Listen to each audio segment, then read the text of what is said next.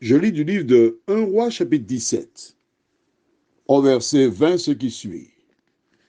La parole de Dieu nous indique, puis il invoqua l'Éternel et dit, Éternel mon Dieu, est-ce que tu affligerais au point de faire mourir son fils, même cette veuve chez qui j'ai été reçu comme un autre?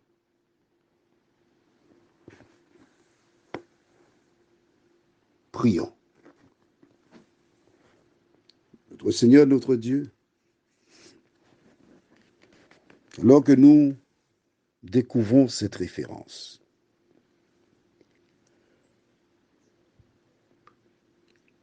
que le Saint-Esprit continue son œuvre en nous, que nous puissions tirer des enseignements sur notre mode de communication avec toi et que nous puissions te plaire en toutes circonstances. Merci de nous entendre, de nous exaucer. Nous t'avons prié au nom de Jésus et pour ta gloire éternelle. Amen. Une fois qu'il déposa le garçon sur son lit, il a regardé.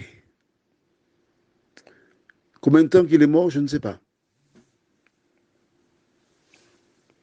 Mais l'homme dont nous avons vu dans le livre de Malachie chapitre 4, où Dieu dit, j'enverrai Élie, est un homme complet.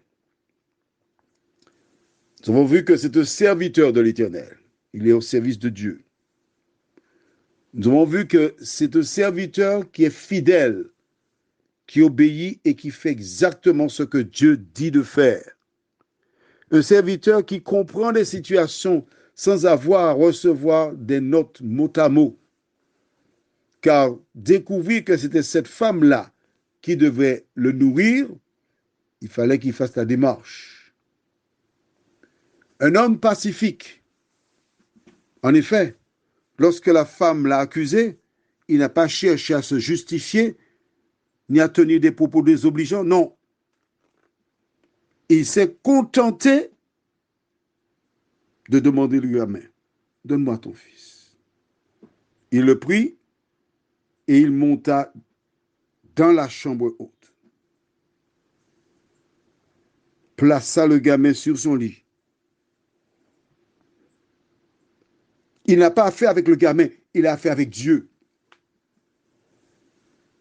Il n'accuse pas Dieu. Il cherche à comprendre et il utilise le terme en disant, je cite, est-ce que tu affligerais au point de faire mourir son fils? Même cette veuve chez qui j'étais reçu comme un autre, en clair, elle m'a bien reçu, Seigneur. Pourquoi devrait-elle être affligée? En quelque part, il plaide pour elle. En quelque part, il a l'amour pour elle. Il voit sa souffrance. Le prophète Élie n'a rien à voir avec certaines personnes qui s'autoproclament pasteurs ou autres. Et qui ne manquent pas de dire, ah oui, mais si tu as des problèmes, c'est parce que tu as péché. Qu'est-ce que tu as fait? Dis-moi ce que tu as fait. Non. Il fait preuve d'empathie, d'amour. Il plaide la cause de la femme.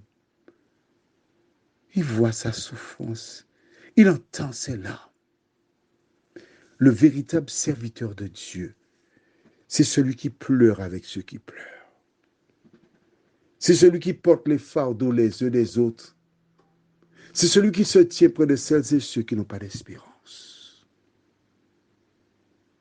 Alors s'il y a quelqu'un qui se dit berger et qui n'agit pas ainsi envers toi, il serait temps que tu ouvres ton cerveau et que tu prennes de bonnes dispositions. Prions. Notre Seigneur, notre Dieu, Élie n'a pas cherché à se venger de cette femme qui a tenu des propos désobligeants. Non. Il a plaidé sa cause. Il ne comprend pas pourquoi le fils de cette femme qui a été bonne pour lui, qu'il s'en aille. Mais Seigneur, de nous aider, jour après jour, à nous rappeler que tu es celui qui fait toutes choses bonnes. Et nous devons avoir la force pour te dire tout simplement, Seigneur, que ta volonté soit faite. Merci pour ton amour. Merci de prendre soin de ce fils. Merci de nous aider à suivre tes pas.